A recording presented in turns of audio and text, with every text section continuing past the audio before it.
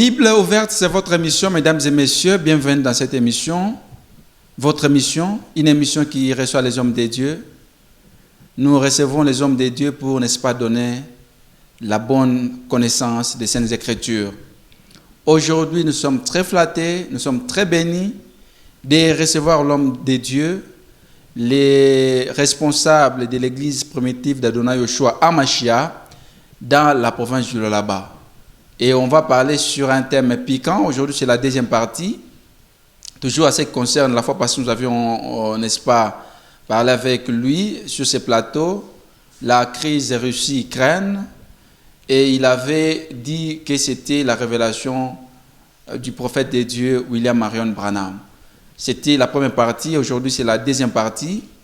On va entrer, n'est-ce pas, dans les contenus de cette prophétie, les 7 prophéties qu'il avait données ici.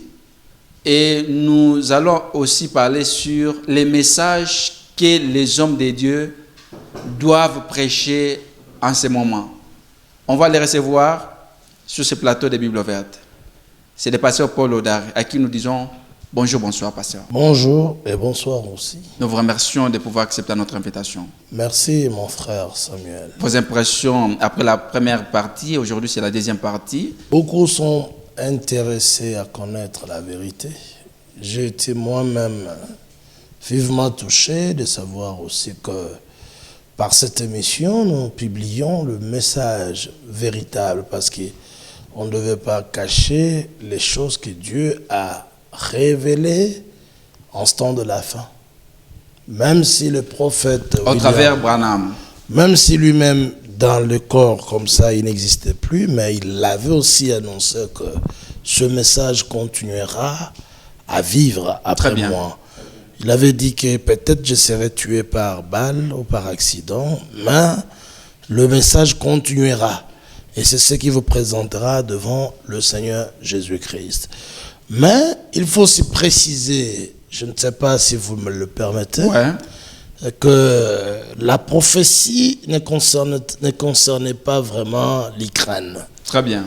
L'Ukraine n'est pas la cible, l'Ukraine n'est pas le repère.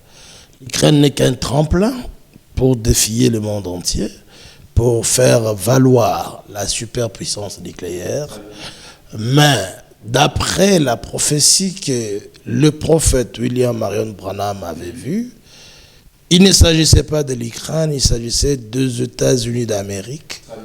D'abord, qui devaient être bombardés et mis par terre, dans le chaos vraiment remarquable, au point d'être effacés de la carte continentale, de la carte du monde, par une bombe qui devait venir de la Russie. C'est ce qui est dit dans la prophétie. Aujourd'hui, j'aurai encore le temps de les relire. Très important. Et dire aussi aux téléspectateurs, nous ne sommes pas des fanatiques. Très bien. On n'est pas là pour vouloir faire quelque chose pour être remarqué. Très bien. Mais du moins pour réveiller les gens, en l'air toujours montrant que... Donc vos impressions, c'était juste une question de vous recevoir. Donc vos impressions sont bonnes. Très bonnes, mais c'est pour la raison pour laquelle je suis là. Mais il y avait quelques questions avant que vous puissiez, n'est-ce pas, relire, n'est-ce pas, les prophéties. Et certains hommes de Dieu, les grands hommes de Dieu de la République démocratique du Congo, qui disent qu'il faut prêcher aux gens pendant cette période et non révéler cette prophétie. Parce que c'est une prophétie qui date, même Jésus lui-même avait donné. Il dit au temps de la fin, il y aura, n'est-ce pas, des conflits des pays contre les pays, des royaumes contre les royaumes. Mais il faut enseigner aux gens de pouvoir faire des grands sacrifices. Est-ce que vous comprenez cette question? Ce sont de mon cœur, tout simplement. L'apôtre Pierre avait parlé d'eux dans 2 Pierre chapitre 3, qu'au temps de la fin, dans le dernier jour, il y aura des moqueurs.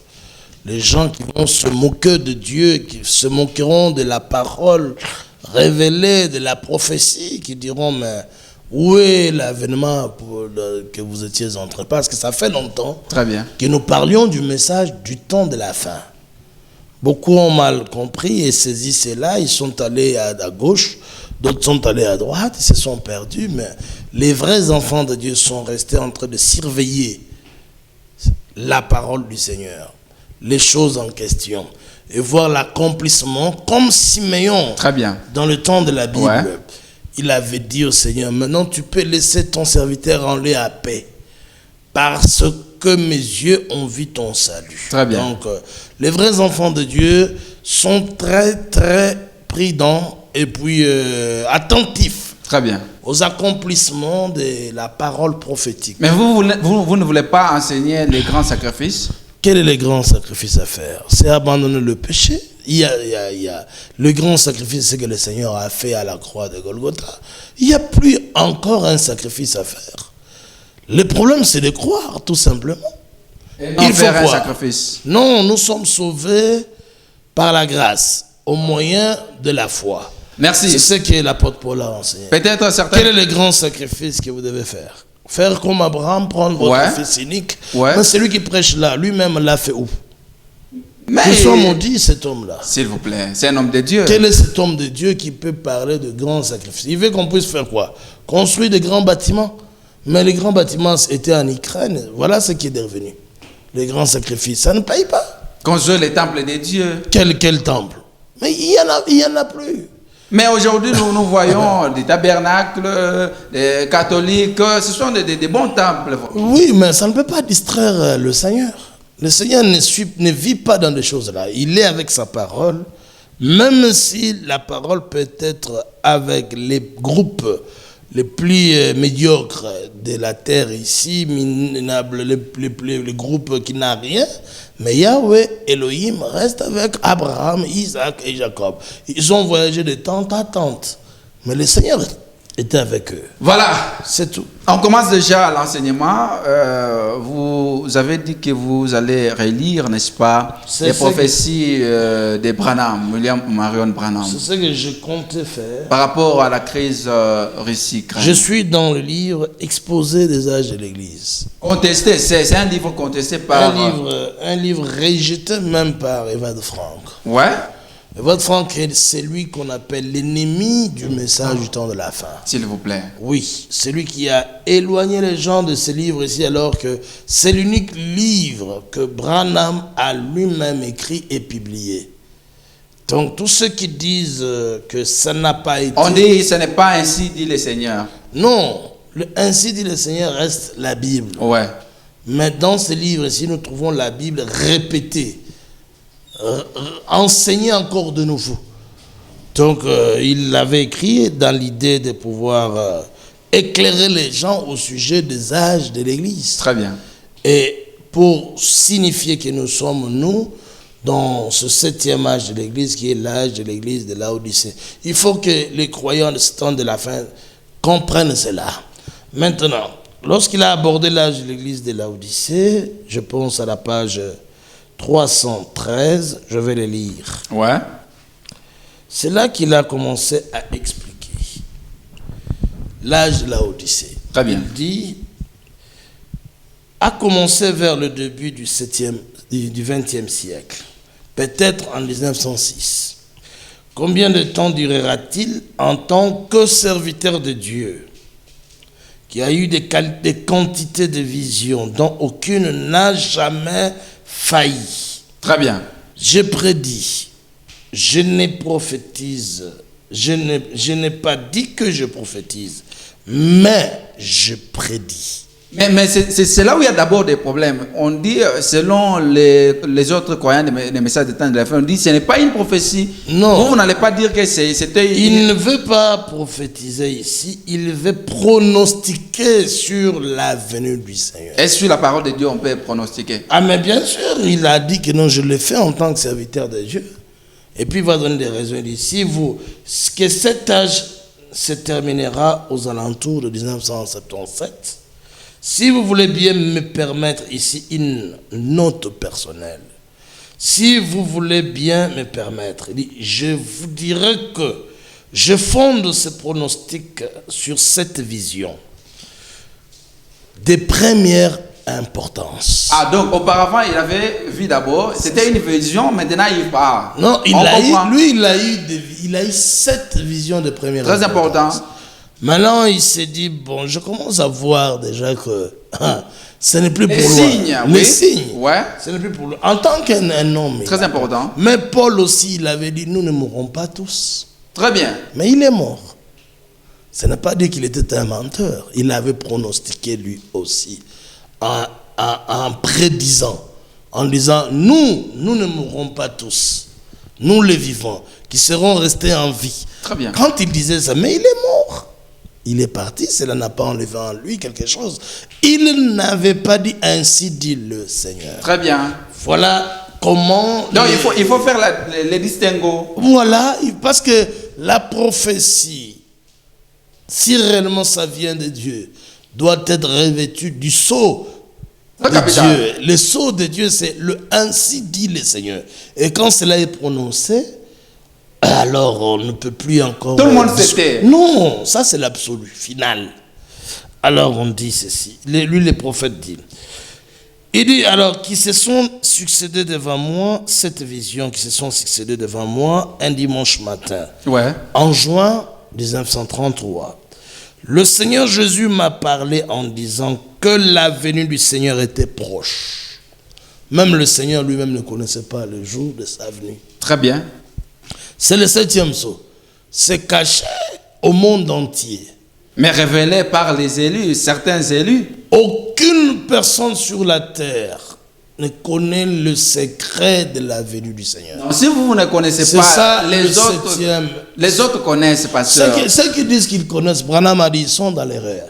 Ils seront la chair à canon pour l'âge atomique qui va commencer. Mais Branham n'est pas Dieu. Dieu peut révéler à celui qui est... Ah oui, mais effectivement, vous aviez bien dit. Il n'est pas Dieu. Il n'est pas Dieu, c'est pourquoi il ne pouvait pas connaître. Et le Seigneur Jésus-Christ avait dit, pour ce qui est du jour et de l'heure, personne ne les connaît. Seul le Père. Il dit, même pas les anges dans le ciel. C'est là où il y a les divisions. Parce que ce n'est pas notre thème. Parce qu'il y a certains frères du temps qui croient au message du temps de la fin, connaissent le jour où le Seigneur... Qu'ils soient tous maudits, mais je les invite au débat, qui viennent nous montrer cela. C'est les tonnéristes, où sont-ils? D'abord, ils sont froids. Ils ne doivent pas eux parler de ça, même de cette vision ici. Ils ne doivent pas, parce qu'ils disent déjà que Jésus serait déjà... Mais nous sommes dans la période des 1000 ans D'autres disent que nous sommes déjà dans le millénium. Ouais. D'autres disent que, bon, voilà, Jésus est déjà de retour depuis 1963. Mais nous continuons à observer et attendre la venue du Seigneur. Patiemment, même avec impatience. Vous êtes comme les pharisiens, les juifs qui attendaient l'arrivée du Messie. Mais jusqu'à présent, il y a certains juifs qui ne croient pas. Nous restons avec la parole de Dieu. Ce que je dis ici, je n'imagine pas ça. J'ai lu. Et puis la venue du Seigneur, la seconde venue du Seigneur, ce n'est pas une chose à discuter de cela. C'est une réalité. Les apôtres eux-mêmes croyaient que ce sera une réalité. L'apôtre Jean dit, ce que nous sommes n'a pas encore été manifesté. Très bien. Il dit, mais quand il apparaîtra, ouais. Quand il apparaîtra, il dit, tel qu'il est, tel que nous serons. Donc la parousie étant la présence physique, personnelle, dans le corps du Seigneur, quand il sera là, nous allons le voir tel qu'il est. Ça ne sera pas une photo, ça ne sera pas une imagination. Ça sera une réalité. Ça sera une réalité, mais parce qu'il était, quand il est revenu, il est venu pour la première fois, c'était une réalité, il était un individu à part entière. Et quand il retournera, il a dit, je m'en vais vous préparer une place. S'il n'y en avait pas, je vous l'aurais dit. Il dit, dès que tout sera fini, je reviendrai lui-même. Pronom personnel.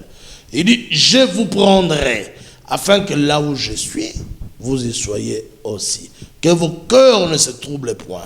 Croyez en moi et croyez aussi à Elohim. Ce n'est pas notre thème, mais retournons, n'est-ce pas, aux révélations. Le Seigneur Jésus m'a parlé en disant que la venue du Seigneur était proche, mais qu'avant son retour, 7 événements de première importance allaient se produire.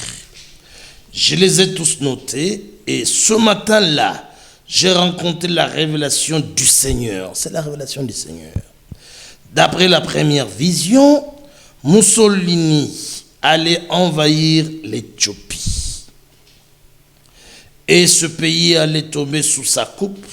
Cette vision a causé pas mal de remous. Certains se sont mis fort en colère quand je les rencontrais. Il dit alors, et n'ont pas voulu y croire, mais elle s'est réalisée Très bien. Il est tout simplement entré dans le pays et avec ses armes modernes, il a pris le pouvoir. Les autochtones n'étaient vraiment pas de taille, mais la vision disait aussi que Mussolini aurait une fin horrible. En 1933, déjà le Seigneur l'avait révélé ça. Nous, quand nous sommes venus dans le monde, on a étudié ça dans le cours des histoires, l'histoire et tout. On nous a parlé de ces dictateurs italiens, Mussolini, tout ça, l'ami du lit. Mais même. Apparemment, ce n'est pas l'ouvrage de Branham lui-même. C'est son ouvrage. Rédigé en quelle année? Depuis, il a commencé à écrire ça de 60 en 65. On dit, En 65, il a mis ses sentiments. Non, en 65, il a lui-même publié 1000 exemplaires, donnant de ses mains propres aux fidèles. Donc, Evald Frank est un escroc spirituel. Comment ça? Lorsqu'il a voulu nous éloigner de ces livres ici. Mais ça, c'est la nourriture. Quelle nourriture? Ça.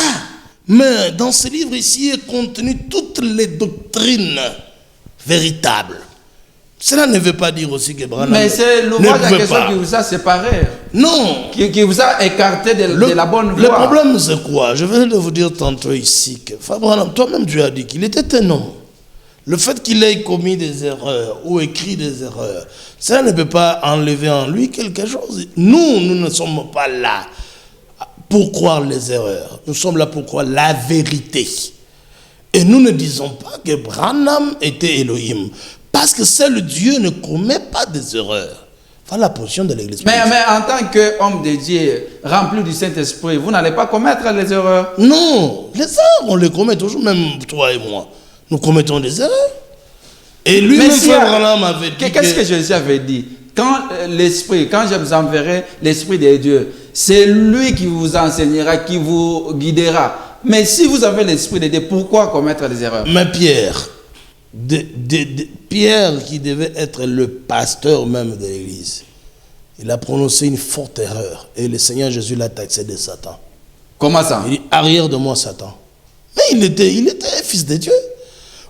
Après le baptême du Saint-Esprit, ouais, l'apôtre Pierre encore a usé de dissimulation. Il a été condamné publiquement par Paul, répris. Paul dit parce qu'il était répréhensible. Les erreurs, nous en commettrons toujours. Les apôtres commettaient les erreurs. Donc les erreurs sont liées à la nature humaine. Ceux qui disent que Branham ne commet pas des erreurs, ce sont des idolâtres. Tous les hommes ont commis des erreurs dans les Saintes Écritures. Qui ne connaît pas qu'Abraham avait menti? Qui ne connaît pas que David avait commis adultère? Qui ne connaît pas que Moïse, qui parlait avec Dieu face à face, s'était rebellé à un certain moment? Qui ne connaît pas qu'Adam avait péché? C'était des hommes de Dieu qui parlaient avec le Seigneur comme ça. On vous avait posé la question. Alors, avant que vous retourniez, n'est-ce pas, sur le contenu de la révélation de Branham, quel est le défaut de cet ouvrage? Dans cet ouvrage, ouais, les erreurs humaines existent. Les défauts, les principaux défauts. Par exemple, quand il a lui-même défini la mission du 7e messager. Très bien. En disant, par exemple, qu'il fera des choses.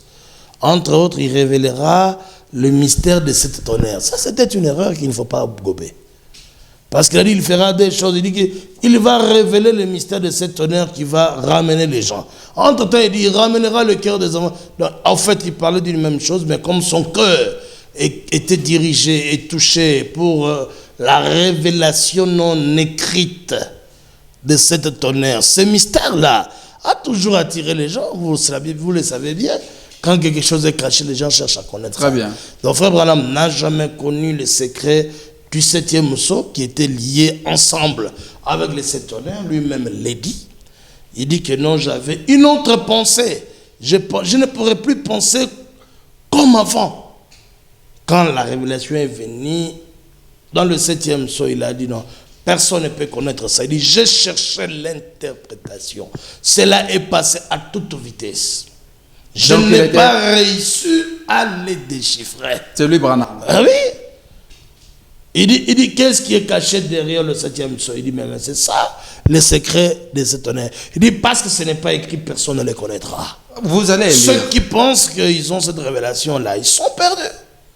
Ils sont perdus. On vous avait posé encore une autre question. On dit, au lieu d'aller, n'est-ce pas, chercher dans les archives de Branham, les ouvrages de Branham, pourquoi ne pas prêcher les messages de Howard Frank? Parce que c'est lui qui est le messager de ces temps-ci. Non. Howard Frank n'a jamais été le messager, il ne le sera jamais aussi. Comment ça? Howard Frank, lui, était appelé à un moment donné par le Seigneur pour prendre la relève de Frère Branham.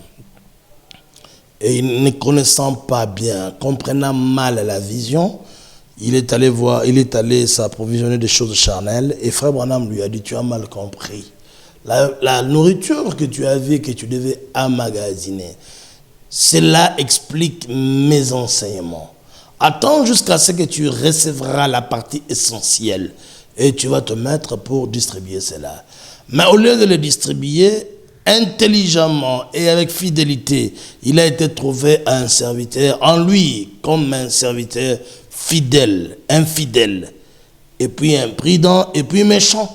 Parce que même la prophétie de Matthieu 24, 45, 47, 48 disait, si c'est un mauvais, méchant serviteur se mettra à battre ses compagnons, c'est ce qu'il a Donc, fait. Howard Frank, c'est un méchant serviteur. Très méchant, très méchant.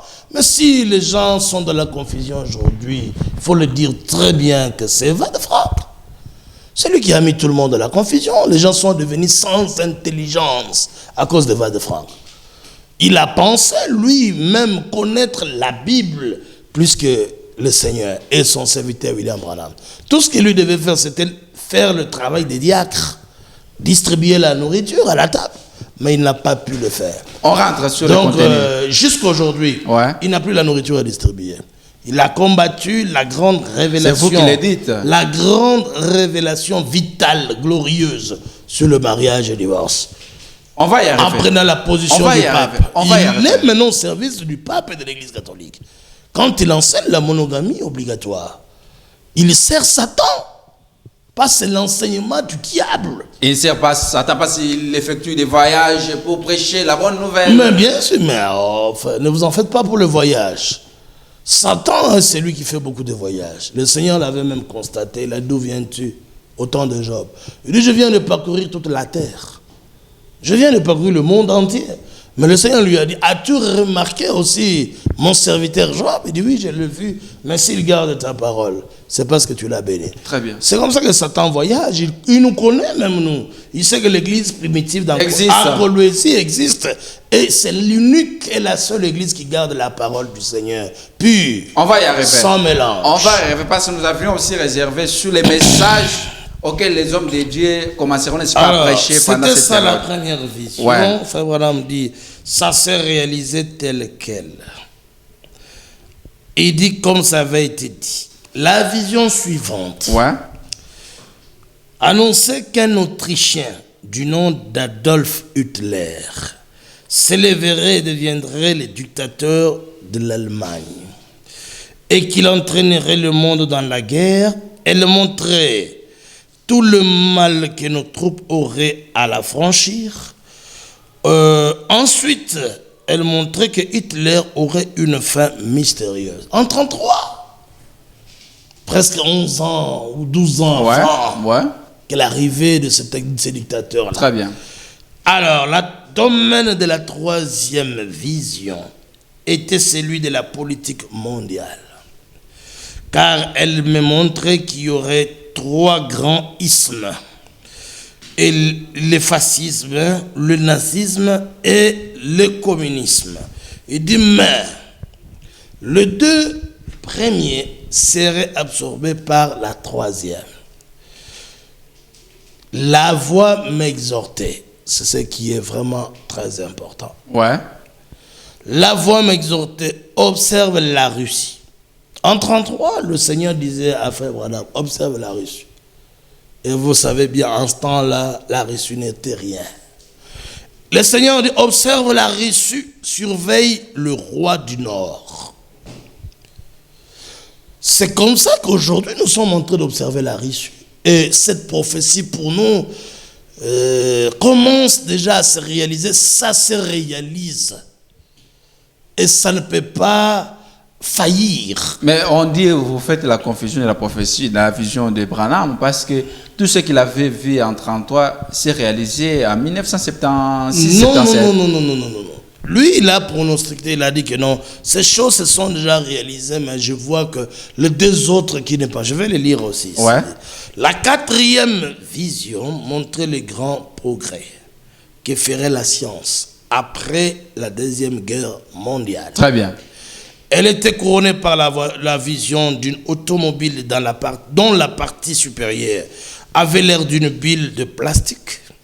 Téléguidée, elle parcourait des routes magnifiques et n'avait pas de volant, de sorte qu'on voyait les gens assis à l'intérieur jouer à un jeu quelconque pour passer le temps. C'est déjà arrivé ça aussi. La cinquième vision avait trait au problème moral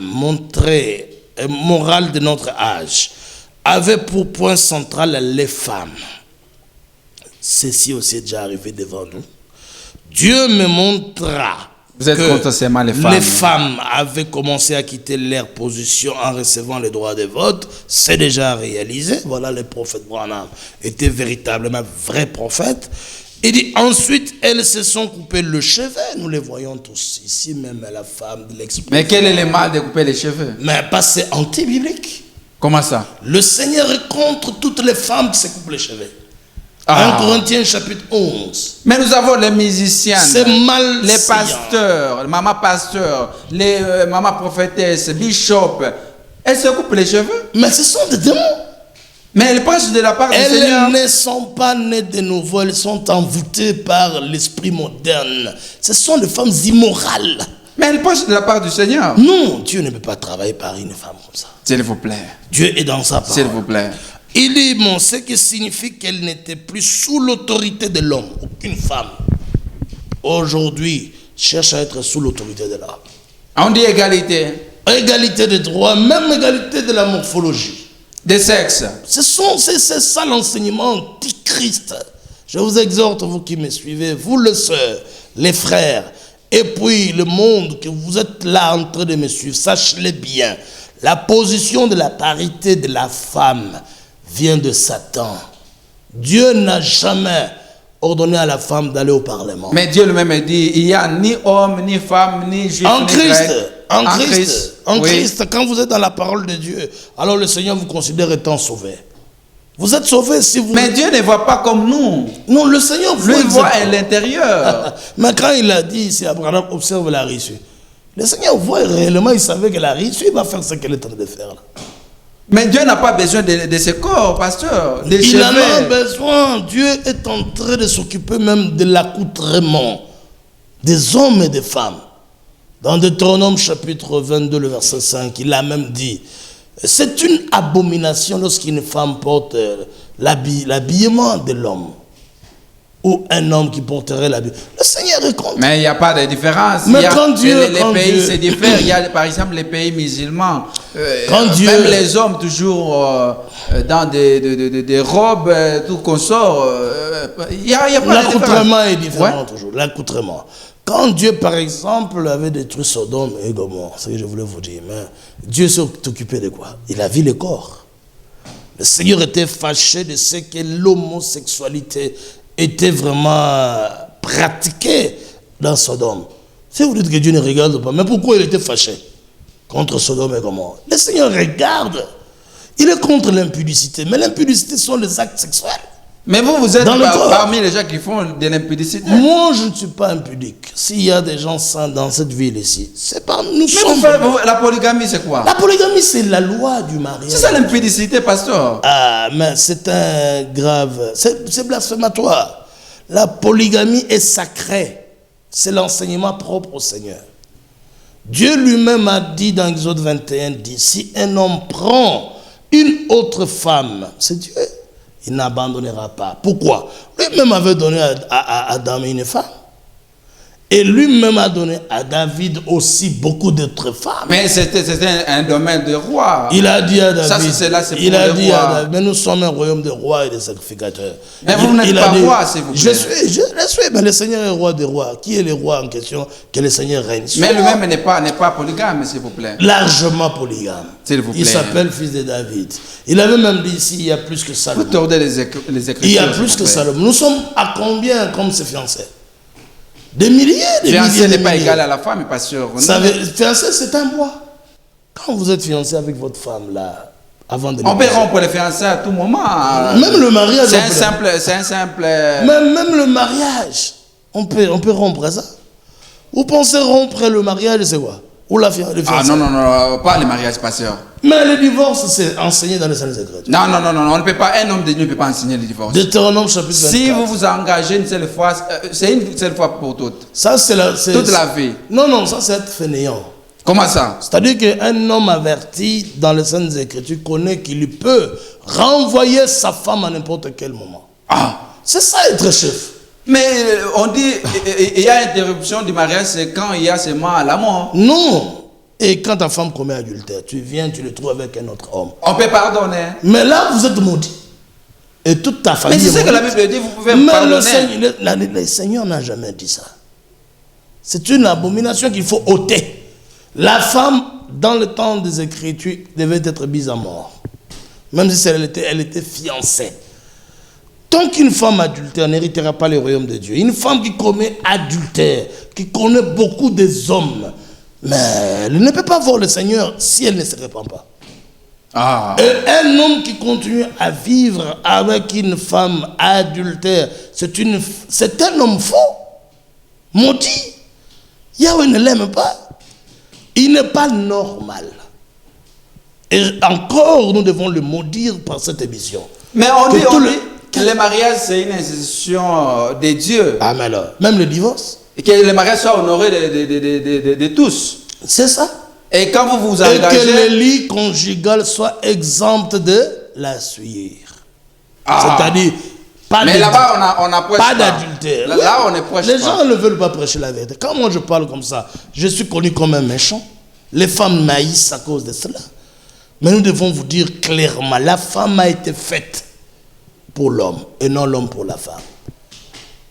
La femme doit rester avec son mari. Elle est liée aussi longtemps que son mari est vivant. Romains chapitre 7. Et l'homme aussi, vice-versa. L'homme n'est pas lié à sa femme. L'homme du vivant de sa femme peut épouser beaucoup d'autres femmes. Même le même jour du mariage. C'est un enseignement de démotion. C'est l'enseignement biblique, scripturaire. Et qui se trouve dans la Bible aussi. Enfin, on va y arriver. Parce que ce n'est pas le message que vous devez prêcher à ce moment ici. C'est ça la sanctification. On va y arriver. Si on ne prêche pas comme ça, alors on est en train de cheminer ensemble avec le diable. Ici, dans le domaine de la 5e vision, vous avez vu? Il dit, elles se sont déshabillées même. Elles ont revêtu des vêtements d'hommes, les femmes. Elles se sont déshabillées de plus en plus, et si bien que la dernière image que je vis était celle d'une femme nue, à l'exception d'un petit tablier semblable à une feuille de figuier. Très bien. Par cette vision... Mais ça se voit. Ben oui, tu le constates même ici dans votre chaîne peut-être. Ah non, ici les gens se respectent. Ah mais non, je vous dis la vérité. La femme ne veut pas des habits. La femme d'aujourd'hui veut rester nue. Mais c'est les temps modernes. Mais c'est ça exactement, Sodome et Gomorrhe. La femme, son corps n'a plus de valeur. Pas de valeur du tout. Immorale. Elles sont devenues des poubelles sexuelles, humaines, crasseuses. Mais vous permettez aussi dans les églises, les femmes viennent avec des collants, des petites jupes. Chez vous, dans votre dénomination, pas de notre église. Vous les chassez? Pas, dans l'église catholique, vous aurez les femmes nues. Chez vous là, vous les chassez? Non, la femme, chez nous d'abord, il y a la présence du Saint-Esprit. Ah, c'est... Aucune femme, déjà, dès qu'il est seulement dans notre ensemble, elle-même se sentira que non, il ne faut pas entrer en ces lieux avec une mini-jupe. Parce que c'est un lieu ça. Mais Dieu ne voit pas les corps, pasteur. Il le voit, je t'ai répété. Ici, le Seigneur voyait les corps. Venez tel que vous êtes. Semblable. C'est la parole de Dieu. Il dit alors, je vis la terrible Vous échappez à ces versets. perversion du Venez monde. tel que vous êtes. Oui, je vous donnerai du repos. Ouais. C'est-à-dire quand vous venez nu, le Seigneur va vous habiller. Non. Quand vous venez avec les cheveux courts, le Seigneur fera en sorte que vous laissiez vos cheveux Poussez. tombantes. C'est ça. Donc, quand vous venez au Seigneur, vous étiez impoli, une femme têtue, dans la parole de Dieu, vous allez abandonner la tête. Vous n'allez pas gronder encore l'homme. Si vous venez polygame dans la Le parole Seigneur de Dieu. va ajouter comme il a ajouté. Parce qu'il a dit, si cela était peu, j'étais prêt à t'en ajouter d'autres. On rentre sur le contenu de la vision. C'est ça la vérité. Il dit, puis dans la 6e vision, très importante aussi, Ouais. une femme de la plus grande beauté, mais cruelle, s'éleva en Amérique. Et il a précisé. Ah mais oui. Ce n'est pas en Tanzanie. Non, en Amérique. Yahweh ne ment pas. Elle avait un pouvoir total sur les gens. J'ai cru qu'il s'agissait de la montée de l'Église catholique romaine, mais je savais que c'était peut-être la vision d'une femme qui allait prendre un grand pouvoir en Amérique. Grâce au droit de vote des femmes. Elle est là, en Amérique. Mais elle est la vice-présidente. Elle a le pouvoir. C'est une grande... mais être vice-présidente, c'est être présidente. Mais s'il vous plaît. Dès que le monsieur qui est fainéant, qui est là devant, dès qu'il va s'affaiblir, c'est lui. Vous n'avez pas vu qu'il a pris quelques temps le pouvoir. Dès que l'autre était seulement pour le contrôle médical, elle était déjà là. Elle a pris la présidence pendant quelques heures. C'est comme ça. Mais elle dirige ensemble. Elle est en train de diriger. La femme arrivée à ce stade-là. Mais ça, c'est un péché. Dans la superpuissance, ce n'est pas un péché comme vous le remarquerez, mais c'est la vision que le Seigneur avait montrée à Frère Branham. Oui, si Dieu a montré à Branham la vision en question, ce n'était pas croyable en ce temps-là. Ça ne pouvait pas se faire. Qui pouvait penser à la parité en ce temps-là? Mais peut-être Dieu voulait maintenant donner la valeur à la femme. Déjà dans les années 33, 44, 40, la femme n'avait pas le droit de faire même des votes. Très bien. Mais le Seigneur a montré la terrible perversion du monde. Le point central était la femme.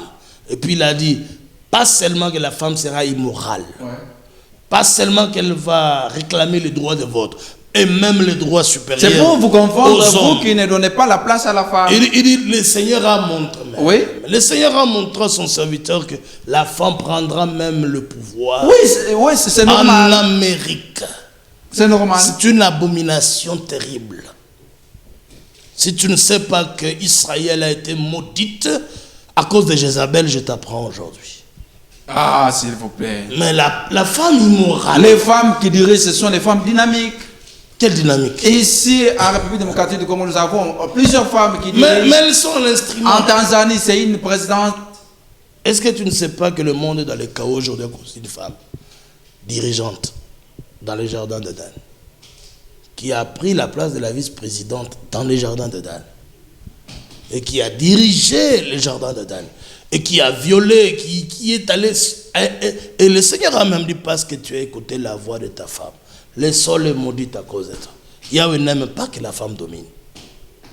Discrimination. Dans le Deutéronome chapitre 17, le Seigneur a dit, mais le roi, il dit, ça sera un homme qui régnera sur vous. Mais quelle est la propre frère? Ouais. Mais quelle est la place? Pas un étranger. Quelle est la place de la femme? À la cuisine. Au sein de la communauté et au sein de l'église. Titre chapitre 2, depuis le verset 3e. À la cuisine. La femme doit comprendre, apprendre à s'occuper aux soins domestiques. Est-ce que vous comprenez le contenu bien je pense que c'est le cinquième message, la sixième vision. Est-ce que peut-être Dieu voulait maintenant établir la femme à la place de l'homme? Non, Dieu a montré à l'avance que quand vous verrez ça, sachez que je suis... Le Seigneur Jésus a dit à Frère Branham, ma venue est proche. Très bien. Mais avant que je les événements qui vont... Avant que je ne vienne, voilà les événements qui vont arriver. Très bien. Voilà les événements, et c'est arrivé in extenso. Très important. Dans la 7e et dernière vision, Ouais. j'entendis une effroyable explosion. Et me retournant pour regarder, je vis plus que décombres, cratères et fumées sur tous les territoires américains. C'est pas encore arrivé. C'est ce que nous attendons bientôt, très bientôt d'ailleurs. La Russie va bombarder les États-Unis. C'est ça votre souhait? Ce n'est pas mon souhait, c'est la prophétie du Seigneur. Et Frère Branham m'en a parlé dans la marque de la bête. Il a dit, attendez-vous, même dans l'écriture sur la muraille, il dit, la Russie a déjà une bombe qui porte votre nom Amérique. Comme vous venez de rejeter ce message ici, c'est fini pour vous. Il dit, il y a une bombe qui va vous effacer, qui va vous écraser. Il avait annoncé qu'il y aura une femme, la femme est là. Il avait annoncé qu'il y aura la technologie qui va évoluer, la technologie a évolué. Il a annoncé depuis ce temps-là que la femme sera immorale. La femme est immorale aujourd'hui. Alors, nous devons aussi croire que ce qu'il a annoncé pour le bombardement des États-Unis d'Amérique, ou l'Amérique. C'est ce que vous attendez? Nous, ça va arriver. Mais une question. C'est Sodome. Sur les sols congolais, il n'y a pas une église primitive? Les sols? Sur les sols américains. Oui, nous avons nos frères là-bas. Quel est le message que vous... Et ils prêchent ça, ils savent ça, ils disent ça aux Américains. Les Américains sont désintéressés. Mais vous, quel est le conseil que vous les donnez? Non, de garder la parole. Parce que le De quitter les sols américains. Le Seigneur, lui, connaît délivrer les justes avant le problème. De la même manière qu'il avait délivré Lot, il les délivrera aussi. De la même qu'il avait délivré Noah, il va le délivrer parce c'est le même Seigneur. Votre pronostic, c'est dans combien d'années que l'Amérique sera effacée? Je ne sais pas. Je ne connais pas. Pourquoi? Même parce que le Seigneur n'a pas précisé l'année. On parle quand le Seigneur a parlé. Mais est-ce que c'est une vraie prophétie? La prophétie n'a pas de précision. Mais qui savait que la Russie était une superpuissance nucléaire? Ça vient d'être dévoilé. Il a lancé les défis au monde entier. Même les États-Unis à tremblent. Les Américains sont dans les psychoses. Ils sont là. Ils tremblent. Et eux-mêmes disent même qu'après l'Ukraine, ça sera nous. Mais moi, je vous dis la vérité qu'il va bombarder l'Amérique. Il a même dit lui-même mais la Russie n'a pas un problème avec les Américains. La Russie... Ils ont déjà un conflit grave. Ils ont donné des sanctions très sévères à la Russie. La Russie aussi a riposté. Nous courons derrière les temps, mais avant que nous puissions nous séparer, parce que ce sera la troisième partie. Ils cherchent à ce que la Chine puisse les aider, mais la Chine ne veut pas oser. C'est l'ami de Poutine. Vous pensez, ce sont les rois du Nord. Eux, tous cela seront en quelque sorte. Frère Branham dit, la Russie est l'arme puissante dans la main du Dieu Tout-Puissant. Donc la Russie, c'est la volonté de Dieu. Frère Branham dit que c'est la Russie qui bombardera l'Amérique. Moi, je le dis parce que Dieu a parlé. Je n'ai pas honte. Et je n'ai pas honte de proclamer l'évangile du Seigneur. Tout ce que moi je peux dire à ceux qui nous suivent présentement, de pouvoir quitter les dénominations des fausses églises, indépendantes qu'elles soient, et puis des groupes de prière. Quittez là-bas parce qu'il n'y a pas un message prophétique qui peut vous préparer à aller dans l'enlèvement. Vous devez comprendre qu'il y a un groupe sur la terre qui connaît les événements modernes rendus clairs par la prophétie. Yahweh, ce qu'il avait fait du temps de Noah, il le répète encore, il avait dit, les gens mangeaient, ils buvaient, se mariaient leurs enfants, ils construisaient, mais ils se doutaient de rien. Mais il y a un groupe semblable aussi, comme le groupe de Lot, sur la terre. Aujourd'hui vous devez abandonner les faussetés, les fausses doctrines, des groupes de prière. Il faut sortir de là rapidement. Comme l'Écriture dit, sortez du milieu d'elle, mon peuple.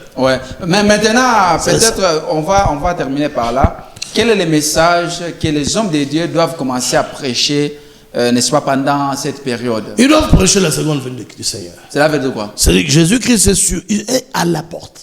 Seulement la seconde venue. Mais c'est il faut prêcher. Nous prêchons ça il y a longtemps. Le message du temps de la fin, c'est pour préparer la seconde venue du Christ. Dieu avait dit à Frère Branham, le même matin là, De même que Jean-Baptiste a été précurseur de la première venue de Christ, toi, Branham, tu auras un message qui préparera la seconde venue de Christ. Vous devez être en contact avec ce message-là. Quand tu appelles les hommes de Dieu, moi, pour moi, ils ne sont pas encore convertis. Merci. Merci. On va peut-être prochainement, à la troisième partie, on va commencer par les messages. Ils doivent commencer par se repentir. Ouais. Parce que Dieu ne les a pas donné un ministère. On va y arriver. Ils doivent venir croire le vrai prophète du temple de Noah. C'est qui? William Marion. On va y arriver. On va. L'adresse de l'église. Nous sommes à la cité Manika. Ouais. La référence est l'arrêt Njanja. Tout près de l'école de Mofunji, il y a notre pancarte indiquant qu'à 300 mètres, au désert, quartier désert, c'est là que nous sommes établis. Votre numéro? Numéro de téléphone, c'est 099 366 23 73. Encore. 099 366 23 73 ou le 084 33 59 900. Je crois qu'on vous garde pour les dimanches prochains et on va entamer les messages que les hommes de Dieu doivent commencer à prêcher pendant cette période. D'accord, merci frère. Merci. Mesdames et messieurs, c'était lui, les responsables de l'église primitive d'Adonai Yoshua Amashia dans la province du Lualaba, le pasteur Paul Odari. On l'appelle aussi les vrais polygames de la province du Lualaba. Et donc la semaine prochaine, ça sera les messages que les hommes de Dieu, n'est-ce pas, doivent commencer, n'est-ce pas, à prêcher pendant cette période de crise jusqu'à la seconde venue de Christ. Merci. Mon numéro c'est 099 82 69 917 099 82 69 917. Soit vous pouvez sur les réseaux sociaux, nous retrouver sur les réseaux sociaux. Vous écrivez c'est ma Bible ouverte, soit Samuel Loulou. Donc vous allez voir l'émission en question. Merci et à la prochaine. Bonsoir. Bonsoir.